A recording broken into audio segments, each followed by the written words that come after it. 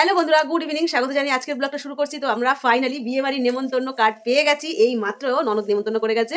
এটা ননদের মেয়ের বিয়ের কার্ডের নেমন্তন্ন পত্র, আর দেওরের মেয়ের বিয়ে সামনেই সরস্বতী পুজোতে, সেটা বিনা কার্ডে। তো দুটো বিয়ের নেমন্তন্ন, আর আমরা এখনো কেন বসে আছি? আমরা এখনো কিছুই শুরু করিনি, মানে স্কিন কেয়ার। তো ব্লগের সঙ্গে থাকো, দেখতে থাকো। দেখো বন্ধুরা, মেয়ে এখন টিফিন বানাচ্ছে, আর মেয়ে যেরকম ভাবে টিফিন বানিয়ে খায় সেরকম ভাবে আমি পারি না। তো চলো তোমাদের দেখাই কি টিফিন বানাচ্ছে। তো ডিম ফাটাচ্ছিস, আর কি করবি? ম্যাগি। ম্যাগিটাকে সেদ্ধ করে নিয়েছে। ম্যাগিটা খাবে তো চাউমিনের মতন ঝুরঝুরে ভাজা। ঝোল ম্যাগি এখন আর খেতে চায় না, সেটা ছোটোবেলায় খেত, এখন আর ভালো লাগে না। আর আমার মিঠাই দেখো এখানে নাক ডেকে ঘুমাচ্ছে। একটু চুপ করে, তাহলে তোমরা শুনতে পারবে। এই দেখো, যেই আমি কাছে গেছি ও পুরো বুঝে গেছে। আমি এখানে আটা মাখছি, রাতে খাবো আমরা দুজন, রুটি তিনজনও খেতে পারি, খুব বেশি আটা নিইনি। আর এখানে আলু কেটে রেখেছি, আর মেয়ে ম্যাগি খেয়ে আবার একটা কি টিফিন বানাচ্ছে, দেখি কি বানাচ্ছে সেটা। Chocolate strawberry. তো চকলেটটা দিয়ে দেখি ভালো করে। এইসব খাবার আমরা আবার খেতে পছন্দ করি না, যেটা ওরা খেতে ভালোবাসে। আমি খুবই পছন্দ করি। স্প্যাচুলা দিয়ে তোল, দেখবি সুন্দর উঠে যাবে, তাহলে চকলেটটা একটু নষ্ট হবে না। খেয়ে ফেলবো। এটা ডার্ক চকলেট।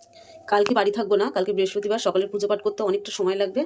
তো আজকে এই কাঁচা লঙ্কা আর আদাটা বেটে রাখলাম। শাশুড়ি মা মাছের ঝোল রান্না করবে, তো উনি আবার মিক্সি চালাতে ভয় পায়, সেই জন্য। আর সবসময় আমার মশলা রেডি থাকে, তো আদা কাঁচা লঙ্কাটা শেষ হয়ে গেছিলো। মিঠাই রাতের খাবার তৈরি করছি, সয়াবিন সেদ্ধ ম্যাগির কড়াইয়ের মধ্যেই। গরম গরম সয়াবিন আর ভাতটা ঠান্ডা আছে, তো সয়াবিনের জন্য ভাতটাকেও কিন্তু গরম গরম হয়ে যাবে। আর মিঠাইয়ের কোনো ঠান্ডা গরমের কোনো ব্যাপার না, ওর খাবারটা হলেই হলো। একটু গুছিয়ে পরিপাটি করে দিতে হবে, এই হচ্ছে মিঠাইয়ের চরিত্র। তো মিঠাই এখন খাঁচার মধ্যে আছে, ও যখন ডিপ ঘুমায় তখন ও একমাত্র খাঁচায় যায়। মিঠাই, মিঠাই, তোমার ডিনার রেডি। মিঠাই আসো, এই যে খাবে না? তো এখন ডাকছি, ও কিন্তু উঠছে না। ওর যখন আমি গামলাতে খাবার দেবো, একটা আওয়াজ হবে, ও বুঝতে পারবে ওর এখন গামলাতে আমি খাবারটা দিচ্ছি। দেখো মিঠাই আসছে, আমি বুঝতে পারছি, তোমাদের দেখাই।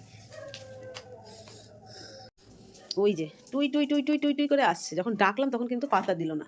ওর গামলাতে 3বার ঠোক ঠোক করলেও বুঝতে পারে যে ওকে আমি এখন খাবার দিচ্ছি। দেখো, খুব চালাক। বয়সটাও কম হলো না, 5 বছর হয়েছে, আর এখন অনেকটাই বোঝে সব কিছু। তো খাবারটা পছন্দ হয়েছে, ও মন খুশি করে খাচ্ছে। তো চলো আমি এখন রান্না করবো। আমার এখানে আটা মাখা হয়ে গেছে, আলুটা পরে ভাজবো। বাহ, মিঠাই চেটে পুচে খেয়েছিস তো বাবা আজকে। দেখেছো, মিঠাই আমাদের গুড গার্ল, মিঠাই আমাদের গুড গার্ল, গুড গার্ল। আমার খুব ভালো মেয়ে, তো খুব ভালো মেয়ে, খুব ভালো মেয়ে। মিঠাই খাওয়া হয়ে গেছে, আর এখন বাজে রাত 9:45। আমি এদিকে রাতে রান্না শুরু করে দিয়েছিলাম। হঠাৎ করে কর্তামশার ইচ্ছা হলো চিংড়ি মাছ ভাজা খাবে। তো ফ্রিজে রাখা ছিল, বরফ বলতেও তো সময় লাগে, তার ধৈর্য মোটেই নিতে পারছে না। তো বরফটাই আমি কড়াইয়ের মধ্যে দিয়ে দিয়েছি, আর এখানে আমি পেঁয়াজ আর কাঁচা লঙ্কা কুচিয়েছি, আর দেবো কিছু গোটা রসুন। গোটা রসুন দিতে ভালো লাগে। আলু ভাজাটা দেখো নামিয়ে রেখে দিয়েছি, কি করব। তো কর্তামশায়ের হুকুম সবসময় শিরোধার্য, তার তার হুকুম আদেশ পালন করার সর্বদা চেষ্টা করি। বরফ ছাড়িয়ে ফেলেছি চিংড়ি মাছটাকে, এখন চিংড়ি মাছটাকে তুলে পেঁয়াজ লঙ্কা দিয়ে ভেজে নেবো। এর মধ্যে আর ভাজা যাবে না, চিংড়ি মাছ অলরেডি সেদ্ধ হয়ে গেছে। চিংড়ি মাছ যেভাবেই ভাজো না কেন লেগে তো যাবেই। তো ওর মধ্যে সামান্য তেল দিয়েছি, রসুন আর শুকনো লঙ্কাটা এখন ভেজে নেবো। তারপরে দিয়ে দেবো পেঁয়াজ কাঁচা লঙ্কা। রসুনটা একটু লাল লাল হবে। তো কড়াইটা চাইলে আমি ধুয়ে নিতে পারতাম, কিন্তু চিংড়ি মাছের বলে এই জন্য আর ধুইনি। কিন্তু দেখলাম যে লেগে লেগে যাচ্ছে, জানি না কী হবে। তেল দিয়ে ফেলেছি, তারপরে মনে হলো যা আমি কড়াইটা ধুলে ভালো হতো। তো রসুনটা ভাজা হয়ে গেছে, এখন এর মধ্যে দিয়ে দেবো পেঁয়াজ আর কাঁচা লঙ্কা। কালো জিরেও কিন্তু দিয়েছি, বোঝা যাচ্ছে না। দিয়ে দিচ্ছি পেঁয়াজ কাঁচা লঙ্কা। তো এইরকমভাবে চিংড়ি মাছ আমরা মাঝে মধ্যে ভাজা খাই, ভাত দিয়ে খুব ভালো লাগে, আর কিছুই লাগে না সঙ্গে। দিয়ে দেবো চিংড়ি মাছগুলো। চিংড়ি মাছটা কিন্তু ভাজা না, জাস্ট আমি বরফ থেকে ছাড়িয়েছি, লবণ হলুদ কিচ্ছু দিনই। তো পেঁয়াজের সাথে ভালো করে নাড়াচাড়া করবো, একটু ভাজা ভাজা হবে, ব্যাস চিংড়ি মাছ হয়ে যাবে রেডি। তো তেল কিন্তু সামান্য দিয়েছি, বেশি চপচপ চপচপ করলে তেলে ভালো লাগবে না, বেশি চপচপ করলে ভালো লাগে না। যে কোনো সবজি বা তরকারি হোক, একটু তেল কম হলে আমার কাছে যেন খেতে ভালো লাগে। তো দেখো চিংড়ি মাছ ভাজা হয়ে গেছে। তো আলু ভাজা এখানে হয়ে গেছে, একটু মচমচে হয়ে গেছে, জোর কমিয়ে কমিয়ে ভেজেছি। তো আমি পাশে এখন রুটিটা করে নেবো। তো বন্ধুরা, আমি ব্লগ ভিডিও তোমাদের সঙ্গে শেয়ার করছি না বলে, তাই তোমাদের আর বলা হচ্ছে না। আমার 30K মানে 30,000 ফলোয়ার্স কমপ্লিট হয়েছে। আমি ভীষণ খুশি, তোমাদের এত ভালোবাসা আমাকে দিয়েছো, তার জন্য তোমাদের সকলকে অসংখ্য ধন্যবাদ। আমি ভীষণ খুশি, আমার এই সামান্য ভিডিও দেখে তোমরা এত ভালোবাসা দিয়েছো। তো আমি এখন রুটি করছি, আমার এদিকে আলু ভাজা হয়ে গেছে। তো প্রথম মেশিনটাই আমি রুটি করতে পারতাম না বলে ভীষণই দুঃখ হতো, আর এখন আমি রুটি করতে পারি। খুব সুন্দর ফলে কিন্তু, আর অনেকক্ষণ নরম থাকে। প্রথমে যেহেতু পারতাম না, চামড়া চামড়া হয়ে যেত। দেখো নিজের থেকে কি সুন্দর ফুলে উঠছে, এই দেখো, দেখো এই দেখো ফুলে একদম টোপা টোপা হয়ে বেরিয়ে যাচ্ছে। কত সুন্দর রুটি হয়েছে, একদম বালিশের মতন। তো যেই সব বোনেরা বা দিদিরা রুটি মেকার কিনে অনেকে পস্তাচ্ছ, তো তারা একটু ধৈর্য নিয়ে একটু শিখে নেবে, দেখবে খুব সুন্দর রুটি হবে।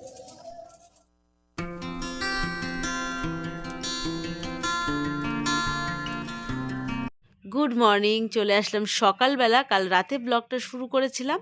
আজকে বৃহস্পতিবার, বৃহস্পতিবার মানেই তো অনেকটা পুজোয় সময় লাগে, তোমরা তো সেটা জানোই। আজকে আমি ভীষণই ব্যস্ত, সেই সকাল সকাল পুজোটা সেরে বেরোবো মেয়েকে নিয়ে ডাক্তার দেখাতে, কলকাতায় যাব আজকে।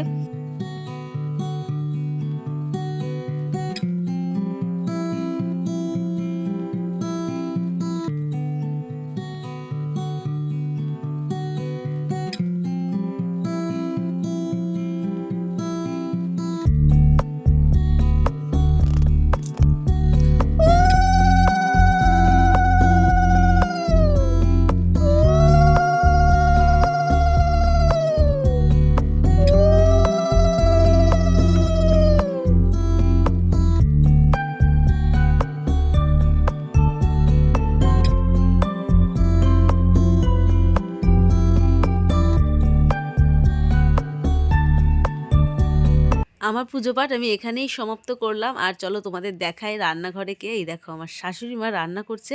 আমি যেহেতু আজকে ডাক্তার দেখাতে যাব, কখন আসবো না আসবো তার কোনো ঠিক নেই, তো শাশুড়ি মা সেই জন্যই তাড়াহুড়ো করে আজকের এই রান্না করছে। কালকে তো আমি মশলা করে রেখেছিলাম, তোমাদের দেখিয়েছি। শাশুড়ি মা রান্নাবান্না কিন্তু এখনও পারে, তবুও আমি দিই না। আর মিক্সি চালাতে উনি একদমই পারে না। আগের যে গ্যাস ওভেন ছিল সেগুলো কিন্তু উনি ভয় পায় না, এই 3 বার্নারগুলো উনি খুব একটা কমফোর্টেবল না, এই আর কি। তো এদিকে মাছ ভাজছে, আমি এদিকে চাটাকেও খেয়ে নিই, কারণ চা খাওয়ার পরে আবার ভাত খেতে হবে, তো তার জন্য আমার সময়ও লাগবে। এদিকে মাছের ঝোলও কিন্তু ফুটে গেছে, এক হাতে এই মাছের ঝোল আর এক হাতে বাসন ভাজছে, কারণ আজকে আমাদের রাখি আসবে না। তো দেখো কালারটা কত সুন্দর হয়েছে, একদম কাঁচা লঙ্কা দিয়ে। আগেকার মানুষের রান্না একটা আলাদাই স্বাদ। এখন বাজে প্রায় 11:30। আজকে সকালবেলা মিঠাইকে আর কোনো টিফিন দিইনি, যেহেতু ওকে যাওয়ার সময় ভাত খাইয়ে দিয়ে যাব, কারণ শাশুড়িমা বোঝে না ঠিকঠাক। তো আমি ওইদিকে কিন্তু খাওয়া শুরু করে দিয়েছি। আমি খেয়ে, যেহেতু ভাত মাছের ঝোল দুটোই গরম, আমি খেয়ে তারপরে মেয়েকে খাইয়ে দেবো। তার মধ্যে মেয়ের কাছ থেকে রিপোর্টসগুলো নিয়ে নিয়েছি, কারণ এটা আগে ব্যাগে রাখাটা উচিত। যেটার জন্য যাচ্ছি সেটাই যদি ভুলে যাই তাহলে গিয়ে কোনো লাভ নেই। আমি এদিকে রেডি হয়ে গেছি, আর আমার জামা কাপড় পরা দেখে মিঠাই রাস্তায় বেরিয়ে গেছে যে ওকে যাতে নিয়ে যাওয়া হয়। তো ওদিকে ভ্যানের আওয়াজ পেয়ে কিন্তু দৌড়ে ঘরে চলে এসছে, খুবই ভয় পায় কোনো বাঁশির আওয়াজ পেলে।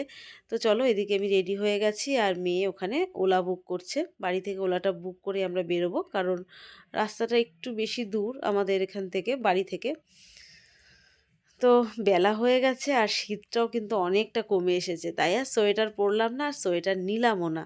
বেলায় চলে আসবো। রাস্তায় আমরা চলে এসেছি, কিন্তু ওলা আমাদের ঠিক জায়গাটা চিনতে পারছে না, লোকেশনটা। তো আমরা অনেকক্ষণ ওয়েট করার পরে ফাইনালি ওলা এসে গেছে, আমরা বসে পড়েছি। আমরা যেখানে যাচ্ছি সেই জায়গাটা হচ্ছে হলদিরামস, তোমরা নাম শুনেছো হয়তো, চারনক্ষ হসপিটাল, তারই একদম উল্টো দিকে এই যে মিরাজ ক্লিনিক্স। হ্যাঁ, তো আমরা আগেও কিন্তু অনেকবার এসেছিলাম চারনক্ষ হসপিটালে, আমাদের অনেকেই ছিল, তাদের দেখতে এসেছিলাম। তখন জানি না যে চারনক্ষ হসপিটালে একদম উল্টো দিকে মিরাজ ক্লিনিক্স। তো এইটা আমরা ভেবেছিলাম অনেক খুঁজতে হবে, কিন্তু খুঁজতে হয়নি, একদম ওলা গাড়িটার সামনেই দাঁড়িয়েছিল, তো আমাদের রাস্তাও পার হতে হয়নি। তো তোমাদের দেখাই, রাস্তাটা অনেক দিন আগে এসেছিলাম, রাস্তাটা এত পরিবর্তন হয়েছে বুঝতেই পারিনি। তো আমরা ডাক্তার দেখাতে ঢুকেছিলাম, তো আমাদের প্রায় 2 ঘন্টা সময় লেগেছে। 2 ঘন্টা পরে ফাইনালি আমরা বেরিয়েছি, আর মেয়ে বেরিয়েই আগে ওলাটা বুক করে দিয়েছি। আমরা কোথাও আর সময় নষ্ট করিনি, জাস্ট সামনের দোকান থেকে মেয়েকে একটা খাবার কিনে দিলাম, একটা চিপসের প্যাকেট আর একটা চুইংগাম। চলো আর বেশি দেরি করবো না, বাড়ি গিয়ে শাশুড়ি মায়ের হাতের সেই মাছের ঝোল ভাত খাবো আর উচ্ছে আলু ভাজা। তো গাড়িতে বসে বসে দুজনে দুটো চুনকাম খেতে খেতে আমাদের সময় লেগেছে প্রায় 40 মিনিট। 40 মিনিট সময় লেগেছে, তার মধ্যে থেকে আমরা সোজা বাড়ি চলে এসেছি, কোনো কষ্টও হয়নি, কোনো সমস্যাও হয়নি। তো ডাক্তারবাবুকে দেখিয়ে আমরা খুব শান্তি পেয়েছি, ডাক্তারবাবুর কথা শুনে শান্তি পেয়েছি। ডাক্তারবাবু দেখলে মনে হয় অর্ধেক রোগই সেরে যায় যদি ডাক্তারবাবু পছন্দ মতন হয়। আমরা এখন যাচ্ছি নিউ ব্যারাকপুর রেল লাইন পার করে সোজা বাড়ির দিকে। তো ফাইনালি বাড়ি চলে এসেছি। মা মেয়ে দুজনে মিলে গল্প করতে করতে আজকের দিনটা আমরা ভালোই কাটিয়েছি। তো একটা বড় একটা টেনশন মুক্ত হয়েছে, কারণ এই ডাক্তার দেখানোর জন্য আমাদের অনেক দিন আগের থেকে অপেক্ষা করতে হয়েছে। ভেবেছিলাম এই ডাক্তারের কাছে আমরা নাম লেখাতে পারবো না। তো যাই হোক, দেখো বাড়ি চলে এসেছে, আর বেশি সময় নষ্ট করবো না। প্রথমেই দেখাবো মিঠাইকে। মিঠাই অধীর আগ্রহে বসে থাকে আমার জন্য। তো এখন কিন্তু বাজে বেলা 3:30, আসতে আমাদের একটু দেরি হয়ে গেল। বেরিয়েছিলাম 12টার সময়। তো বন্ধুরা, আমার ভিডিও তোমাদের কেমন লাগলে লাইক কমেন্টের মাধ্যমে তোমরা জানিয়ে দিও। তো দেখা হচ্ছে পরের একটা নতুন ভিডিওর সঙ্গে। ততক্ষণে তোমরা সবাই ভালো থেকো, সুস্থ থেকো। Thank you for watching. By.